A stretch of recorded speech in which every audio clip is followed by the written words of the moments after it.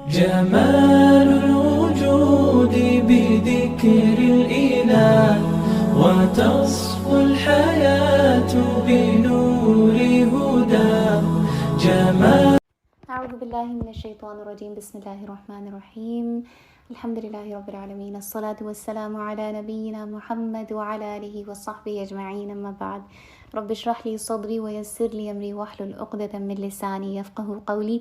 رب يسر ولا تعسر وتمم بالخير. آمین یا رب العالمین. السلام علیکم ورحمۃ اللہ وبرکاتہ. امید اور دعا ہے کہ آپ لوگ سب خیریت سے ہیں الحمدللہ، اور اللہ تعالیٰ سب کو عافیت میں رکھے، اپنی حفظ و امان میں رکھے، خیر کے کاموں میں مصروف رکھے. آمین یا رب العالمین. انشاءاللہ ہم شروع کرتے ہیں اسماء الحسنہ میں. آج ہم دیکھ رہے ہیں اللہ تعالیٰ کے کچھ نام، اور وہ ہیں الملک، المالک اور الملیک، جو کہ تینوں ناموں کا تعلق ایک ہی بیسک روٹ ورڈ سے ہے، تو اس لیے ہم تینوں کو ایک ساتھ ہی دیکھ رہے ہیں. اور ان کا بیسک روٹ ورڈ ہے ملک، رائٹ. ملک، ملک اور ملک تینوں ہی الفاظ اس طرح سے ملتے ہیں عربک کے اندر. تو سب سے پہلے جیسے اگر ہم دیکھیں تو الملک، الملک یعنی کہ ایسا بادشاہ، ایسا یعنی ایسا مالک ہے کہ جس کی پوزیشن بھی ہے، یعنی کہ جو کسی چیز کو اون بھی کرتا ہے اور پھر اس کا حکم اس میں مانا بھی جاتا ہے. اور 5 دفعہ یہ قرآن کے اندر آیا ہے، اور اس کو کہا جاتا ہے کہ یہ صفہ اللہ تعالیٰ کی اس کی ذات کے حساب سے ہے. اسی طرح سے المالک جو ہے وہ یہ کہ اللہ تعالیٰ کسی چیز کے جیسے یعنی کوئی بھی چلیں، اگر اس کو جنرلی لیں تو المالک یعنی کوئی کسی چیز کو اون کرتا ہو، ٹھیک، یعنی وہ اس کا مالک ہے، اس کی ملکیت ہے کوئی چیز. تو اللہ تعالیٰ کی ملکیت ظاہر ہے وہ کوئی تھوڑی بہت چیزوں سے تو نہیں، اللہ تعالیٰ کے اوپر آتا ہے تو یہ بہت واسٹ اور ایک بہت وسیع انداز سے آتی ہے کہ اللہ تعالیٰ مالک ہے، رائٹ. اور اس کے اندر لیکن وہ اختیارات والی بات کا میننگ نہیں آتا صرف اس ایک ورڈ کے اندر. تو مالک مطلب وہ کہ جس کے پاس اونرشپ ہے، رائٹ. اور یہ قرآن کے اندر 2 جگہ آیا ہے، ایک فاتحہ کے اندر اور ایک پھر آل عمران کے اندر. اور پھر لاسٹلی جیسے کہ ہم دیکھ رہے ہیں الملیک، تو یہ نام ایسا ہے کہ جو مبالغے والا، یعنی کہ اس میں اللہ تعالیٰ کی اس ملکیت والی صفت کو یا اس چیز کو زیادہ وسیع انداز سے بتانے کے لیے استعمال کیا گیا ہے. اور یہ کہ جیسے اللہ تعالیٰ کی جو ملکیت ہے وہ لامحدود ہے، رائٹ. اور پھر یہ بھی نا کہ جیسے کب سے ہے تو اس کی سٹارٹنگ بھی کوئی نہیں، کیونکہ اللہ تعالیٰ تو ہمیشہ سے اور ہمیشہ رہیں گے، تو اللہ کی ملکیت بھی ہمیشہ سے اور ہمیشہ ہی رہے گی، رائٹ. اب جیسے ہم دیکھتے ہیں کہ اس دنیا میں تھوڑی تھوڑی سی ملکیت اللہ تعالیٰ نے انسانوں کے لیے اور اپنی مخلوق کے لیے رکھی ہے، رائٹ. لیکن ظاہر ہے کوئی کسی گھر کا مالک ہے، کسی گاڑی کا، کوئی اور چیزوں کا، کوئی تھوڑے سے اور بڑے حصے کا، لیکن سب جو ملکیت ہے وہ ڈیوائیڈ ہوئی ہوئی ہے، رائٹ. جب اللہ تعالیٰ کی ملکیت کی بات کرتے ہیں وہ تو پوری کائنات اس میں آ جاتی ہے.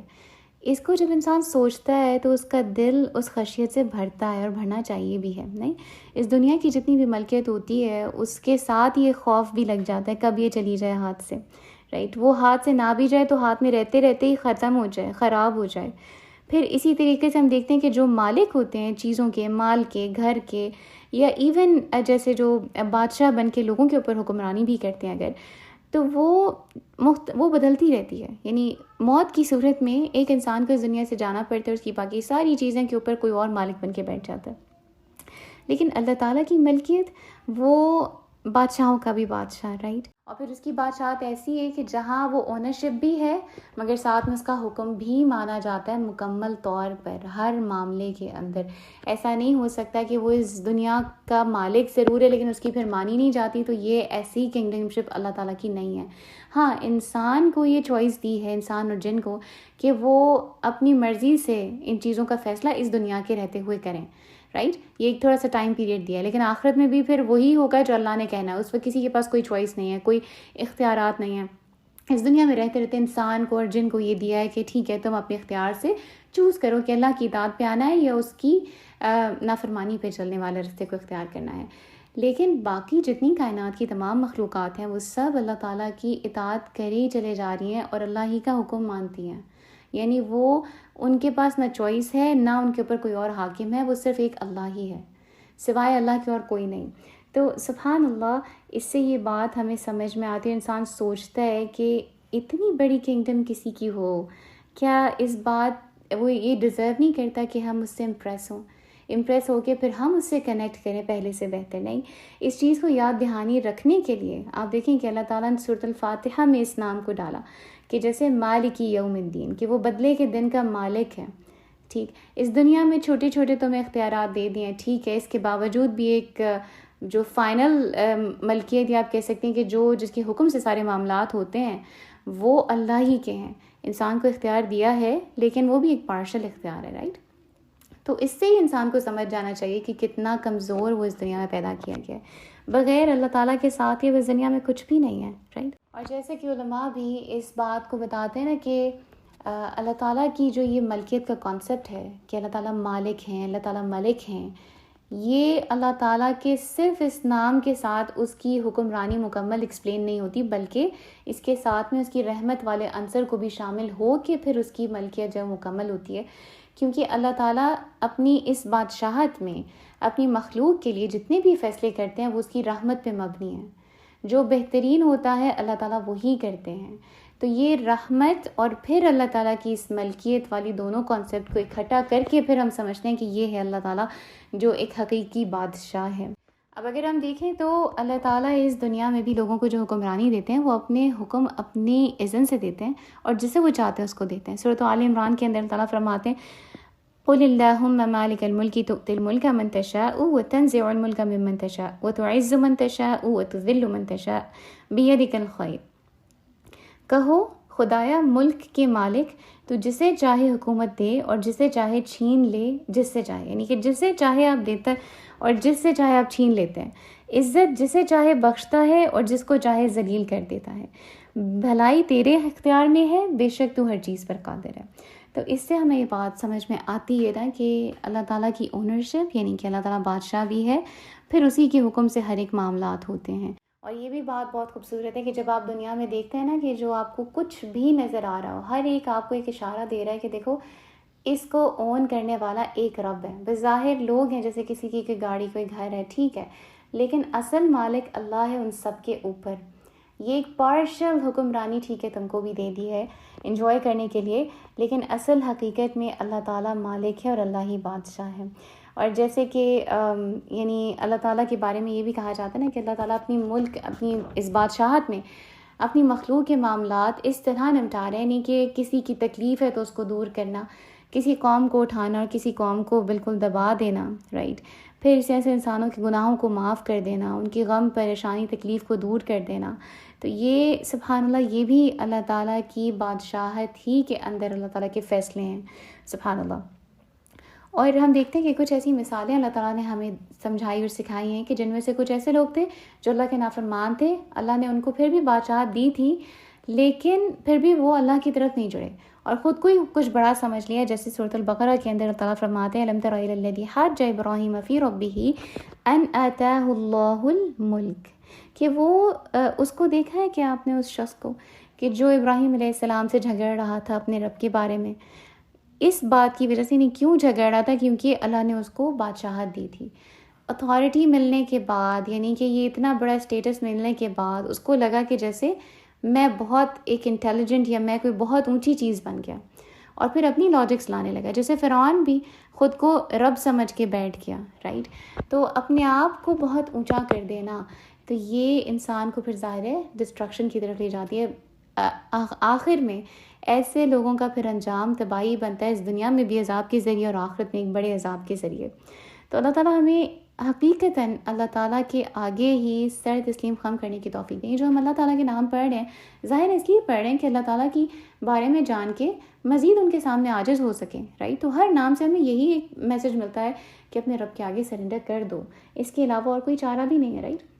انسان کب بڑا بنتا ہے؟ جب وہ بظاہر جو چیزیں اس کے ہاتھ میں ہوتی ہیں، اس کی نگاہوں کے سامنے ہوتی ہیں، سپرفیشل نالج، سطحی نالج، اس کے ساتھ میں فیصلے کر لیتا ہے اور اسی کو سمجھ کے کچھ اپنے اندازے لگا لیتا ہے، تو پھر ظاہر ہے وہ غیب کی چیزوں کو نگلیکٹ کر دیتا ہے اور پھر غلط فیصلے لیتا ہے اور غلط سوچیں ڈیولپ کرتا ہے.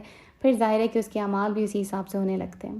اسی طرح جیسے بنی اسرائیل، ان کو بھی جب بادشاہ دیا گیا تھا اور اس پہ بھی انہوں نے سوال اٹھائے کہ ان کو کیسے، طالوت علیہ السلام کو کیسے ہم پر بادشاہت دی گئی؟ یہ تو اس قابل نہیں، کیونکہ معیار ڈفرینٹ ہے. اللہ تعالیٰ ڈفرینٹ طریقے سے سوچتے ہیں اور اللہ تعالیٰ کے معاملات مختلف ہیں. وہ جانتا ہے کہ کس کو کیا چاہیے. تو وہ بنی اسرائیل کویسچن کیوں کر رہے تھے؟ کیونکہ وہ اپنی عقل لڑا رہے تھے اور اپنی عقل کو اوپر رکھ رہے تھے اللہ کے فیصلوں کے اوپر. تو وہ جیسے یہ چیز بھول گئے نا کہ اللہ تعالیٰ میرا اور آپ کا اور ساری کائنات اور انسانوں اور مخلوقات کا مالک ہے، اس کی مرضی جو فیصلہ کرے، ہم تو صرف اس کی ماننے کے لیے ہی پیدا ہوئے ہیں.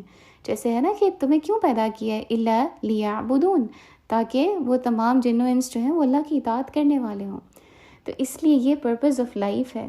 تو سبحان اللہ، کوئی سوال کرنے کی جگہ بنتی ہی نہیں ہے. اور جب ہمیں یہ پتہ ہے کہ اس کے فیصلے اور اس کی بادشاہت رحمت پہ مبنی ہے، تو پھر کس بات کا ڈر ہے؟ بظاہر میری سمجھ میں ہو سکتا ہے کچھ نہ آ رہا ہو، لیکن اللہ تعالیٰ بہترین جانتے ہیں، انہوں نے بہترین فیصلہ کیا.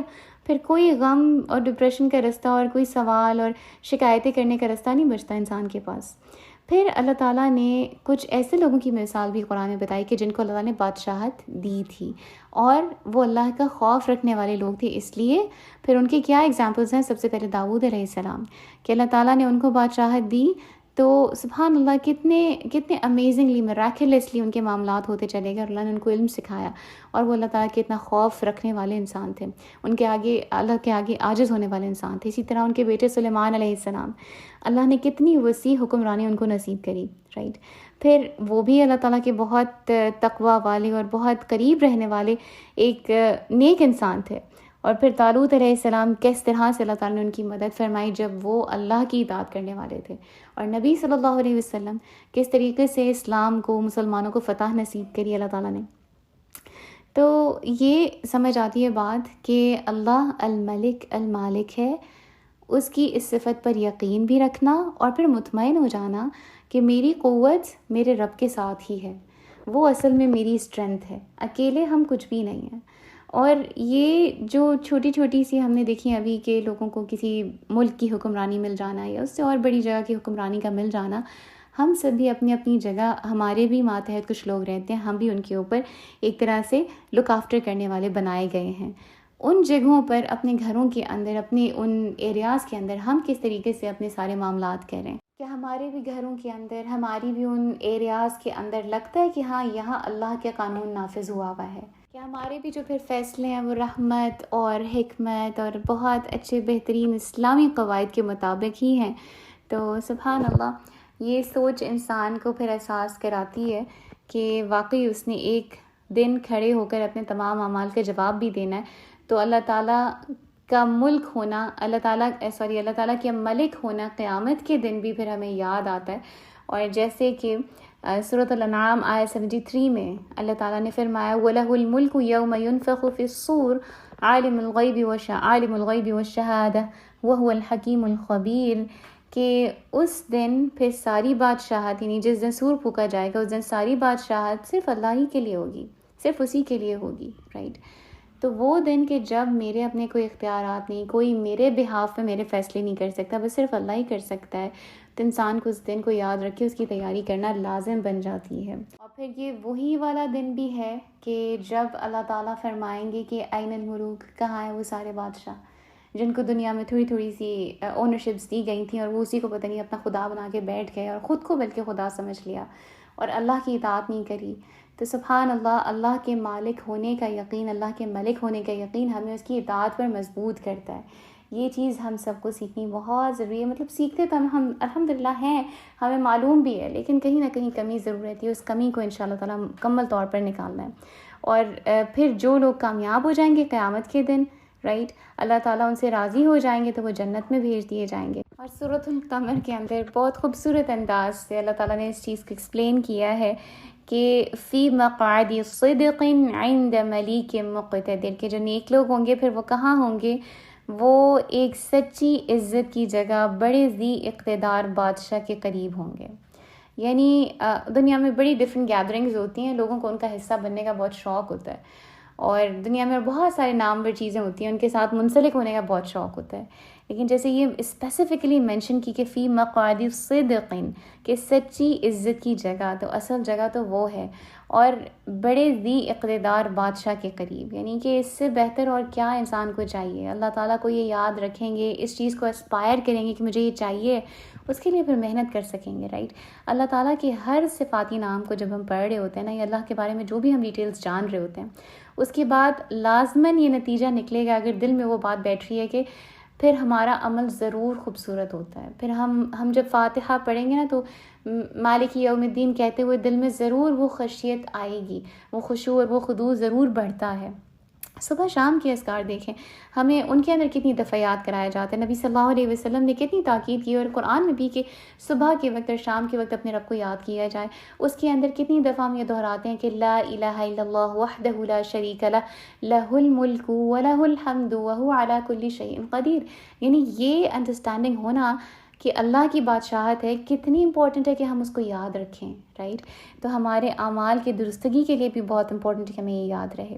سورۃ الملک قرآن میں ایک سورہ، یعنی اللہ تعالیٰ نے اس میں اپنی ملکیت کو سارا ڈیفائن کیا ہے کہ کس طرح دنیا میں بھی ہر ایک چیز کو سیٹ کر دیا، اور کتنا انسان اس کے اوپر یعنی ان چیزوں کا محتاج ہے. ایک پانی اگر زندگی سے نکال دیا جائے تو پوری زندگی ختم ہو جائے انسان کی، کوئی نہ کھانے کی چیز ملے، نہ جانور، نہ کچھ اور، یعنی زندگی رک سی جائے گی. اور اللہ کہتے ہیں اگر وہ پانی دور کر دیا تم جا کے لے سکتے ہو، اس کو نہیں لے سکتے. رزق تم سے دور کر دے تو تم کہیں سے لا سکتے ہو، نہیں لا سکتے. یعنی انسان کی اختیارات بہت لمیٹڈ ہیں، جن کو وہ سمجھتا ہے بہت زیادہ ہیں، تو وہ زیادہ نہیں ہیں، وہ بہت تھوڑے ہیں. اور اصل تو سارا کچھ، ساری طاقت، بادشاہت اور اختیارات وہ اللہ کے پاس ہیں. تو ہمیں یہ چیز یاد رکھنی بھی ہے، اور اسی کی وجہ سے پھر ہم اللہ کی نعمتوں کو ضائع نہ کریں، کیونکہ یہ میری نہیں ہے، یہ اللہ کی ہے، رائٹ. وہ ہے کہ جو اس کا مالک ہے، تو احتیاط سے استعمال کے لیے دی گئی ہے، اس کو ضائع کرنے کے لیے نہیں. اور پھر ان نعمتوں کو استعمال کر کے اس دینے والی کی نافرمانی کرنا، یہ تو اس سے بھی بڑی بات ہوگی. اس کے لیے ہم اس دنیا میں نہ آئے اور نہ ہی ان چیزوں کے ہم مالک بنے. تو اللہ تعالیٰ ہم سب کو معاف فرمائے اور ہمارے لیے آسانیاں فرمائے کہ ہم اس کی اطاعت میں جم سکیں. آمین یا رب العالمین. جزاکم اللہ خیر کثیر واحسن الجزاء. سبحانک اللہم وبحمدک نشہد ان لا الہ الا انت نستغفرک ونتوب الیک. آمین یا رب العالمین. السلام علیکم ورحمۃ اللہ وبرکاتہ.